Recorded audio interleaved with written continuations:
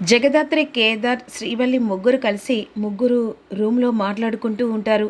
ఇంతసేపటిదాకా వైజయంతను చంపాలనుకున్న పాపారాయుడు బాబాయ్ ఇప్పుడు హఠాత్తుగా మారిపోవడమేంటి, మారినట్టు నాటకమాడి శ్రీవల్లిని తీసుకెళ్తానని చెప్పేసి అనడమేంటి, ఇందులో ఏదో మర్మం ఉంది.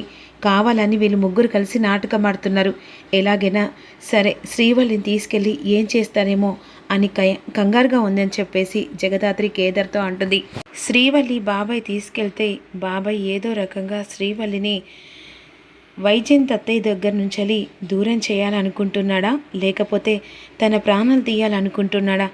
ఎలాగైనా సరే ఇది తెలుసుకోవాలి. ఇప్పుడు ఖచ్చితంగా శ్రీవల్లిని తీసుకెళ్లేదాకా బాబాయ్ వదిలిపెట్టేలా అనిపించట్లేదు. కానీ వదిన, నాకు వెళ్ళడానికి చాలా భయంగా ఉంది. అతన్ని చూస్తూనే నాకెందుకో లేనిపోని భయంగా అనిపిస్తుంది వదిన. ఒకవేళ నన్ను తీసుకెళ్ళి నా ప్రాణాలు తీస్తాడేమో. లేదు శ్రీవల్లి, నిన్ను తీసుకెళ్తేనే నిజం బయటపడుతుంది. ఒకవేళ నువ్వు ఇక్కడే ఉంటే అసలు నీ వెనకాలన్న ఆ కుట్రేంటో తెలియదు.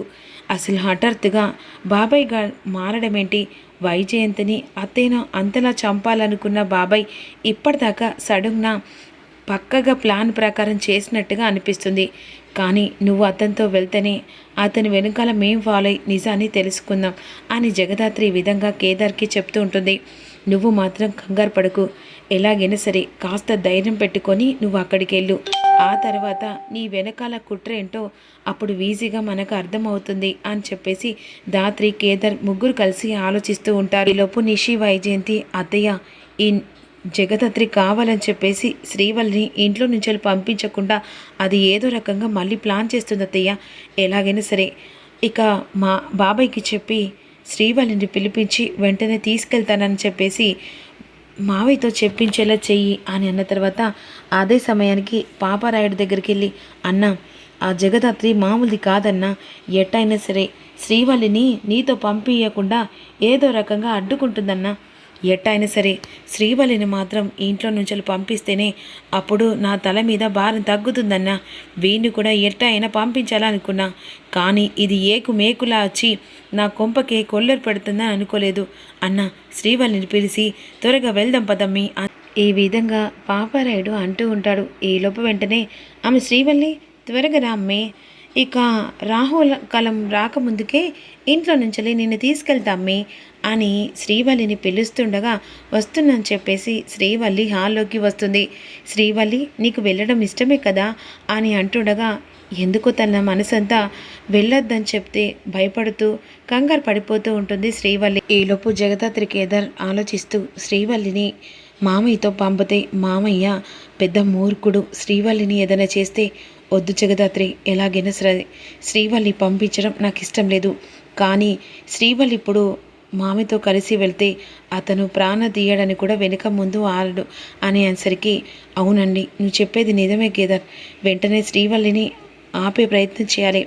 కానీ ఇక బాబాయ్ గురించి మెల్లిగా మనమే కూపిలాగుదాం అని చెప్పేసి హాల్లోకి వస్తుంది. ఈలోపు వెంటనే అందరు కలిసి హాల్లోకి వచ్చేసరికి ఇక ఆ అమ్మి నాతో పాటుకొస్తే ఈ లోకంలో తను లేకుండా చేయాలని చెప్పేసి పాపారాయుడు ఆలోచిస్తుండగా, ఏందమ్మి పదమ్మి అని చెప్పేసి ఈ విధంగా శ్రీవల్లి బ్యాగు పట్టుకుంటాడు పాపారాయుడు.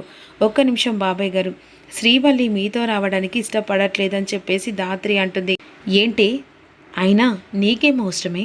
శ్రీవల్లి బాబాయ్ తీసుకెళ్తూ ఉండగా నీకేమవసరం? అవసరం లేని దానికి ముందు తగుదునమ్మా అని చెప్పేసి ఊరికే పరుగులు తీసుకుంటూ రాకే అని అంటుండగా, ఆ అమ్మి ఇక్కడ ఉండడానికి ఏ మాత్రం కూడా ఇష్టం లేదు. కానీ తనకి ఇష్టం లేది మీతో రావడానికి ససేమేరా తను కూడా ఇష్టం లేదంటుంది. తన ఇష్టం లేని ప్రకారంగా తనని తీసుకెళ్లడం అధికారం అర్హత కూడా ఎవ్వరికీ లేదని చెప్పేసి దాత్రి అంటుంది. ఏందమ్మి మళ్ళీ ఈ జగదాత్రి కావాలని చెప్పేసి లేని పుల్లలు చేస్తూ ఉండదు. ఈ శ్రీవల్లి వల్లే కదా సానా గొడవలు వస్తూ ఉండవు. అమ్మ కౌశికి, నువ్వైనా కాస్త జగదాత్రికి అర్థమయ్యేలా చెప్పు.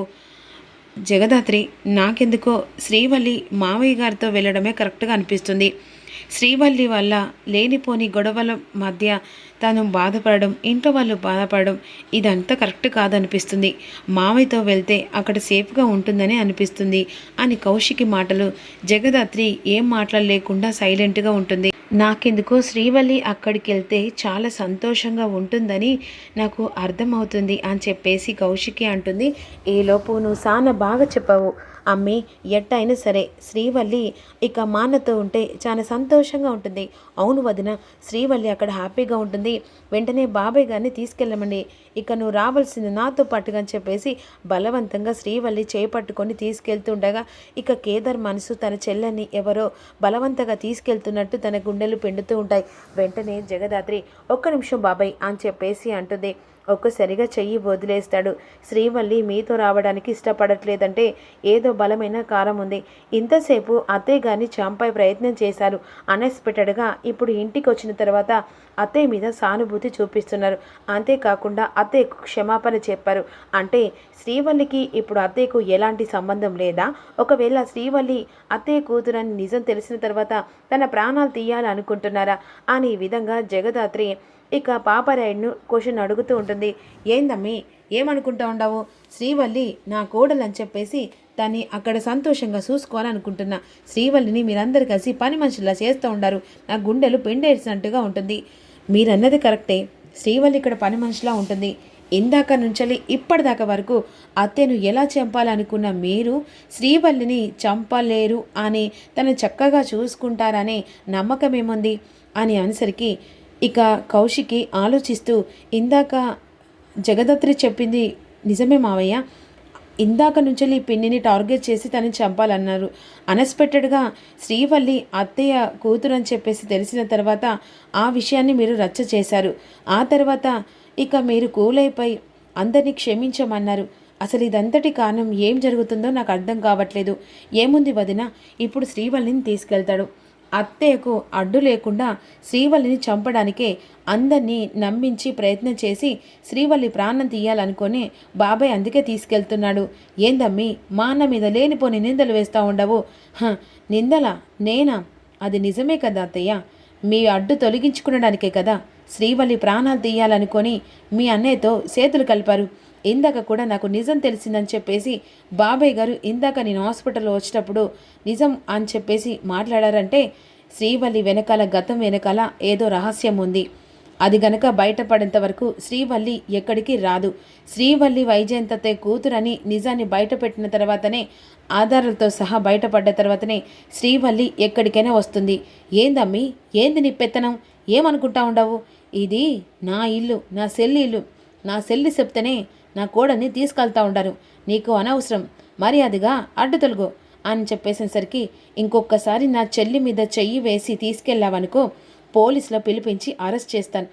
ఇక ఒక ఆడపిల్ల మీద అరెస్ట్ చేస్తున్నారని చెప్పేసి వెంటనే అంటుండగా, ఏంటి నువ్వు పోలీసులు నాకేం కొత్తేం కాదు, పిలిపించు అని చెప్పేసేసరికి జగదాత్రి వెంటనే రమ్యకు ఇక వాయిస్ మెసేజ్ కాకుండా మెసేజ్ పెడుతుంది. మెసేజ్ పెట్టేసరికి ఇక మేడం ఏంటి మెసేజ్ పెట్టిందని చదివిన తర్వాత వెంటనే కిరణ్ను ఇక రమ్య ఇద్దరు కలిసి ఇక ఇక్కడికి వస్తారు కౌశిక్ వాళ్ళ ఇంటికి. ఏంటి తెగ అరెస్ట్ చేస్తున్నావట, మా కంప్లీట్ వచ్చింది ఏ మీద? ఇందాకనే కదా ఇక ఆల్రెడీ బెయిల్ మీద బయటికి వచ్చారు అని విధంగా అంటుండగా, ఒక ఆడపిల్ల రానని చెప్పేసి అంటుంటే మీరు లాక్కెళ్ళడం కరెక్ట్ పద్ధతి కాదు. మీరు ఇంకొకసారి తనకిష్టం లేని పని చేస్తే మిమ్మల్ని అరెస్ట్ చేయవలసి వస్తుంది అని చెప్పేసి ఈ విధంగానూ కూడా అలా చెప్పండి మేడం అని చెప్పేసి జగదాత్రి మా బాబాయ్ గారి వల్ల శ్రీవల్లికి ప్రాణగండం ఉంది, అర్థం చేసుకోండి అని చెప్పేసి అన్న తర్వాత వెంటనే ఇతన్ని అరెస్ట్ చేయాలని చెప్పేసి రమ్య వెంటనే పాపారాయును అరెస్ట్ చేసి ఇక తీసుకెళ్తూ ఉంటుంది. ఈలోపు వదిలిపెట్టనమ్మి, శ్రీవల్లి ప్రాణం తీసేదాకా వదిలిపెట్టను అని కోపంగా అంటూ ఉంటాడు. వేసిన ప్లాను ఆ జగదాత్రి ప్లాన్ లాగా తొక్కేసిందే అని ఈ విధంగా అంటూ, అసలేంటే నీ పెత్తనం, ఇంట్లో బోడి పెత్తనం అంటే? శ్రీవల్లి చక్కగా ఇక బాబాయ్తో వెళ్తుండగా ఏంటి నీ అడ్డు? అయినా యువతివే నువ్వు అసలు ఇంట్లో అడుగుపెట్టి ఇల్లంతా ఇలా చేస్తున్నావు అని చెప్పేసి ఇక నిషి జగదాత్రికి వార్నింగ్లా ఇస్తూ ఉంటుంది. ఇంకొకసారి నా చెల్లి మీద చెయ్యి వేస్తే మర్యాద దక్కదని చెప్పేసి కేదార్ అందరికీ వార్నింగ్ ఇస్తూ ఉంటాడు. రాబోయే ఎపిసోడ్లో ఏం జరుగుతుందో తెలుసుకుందాం.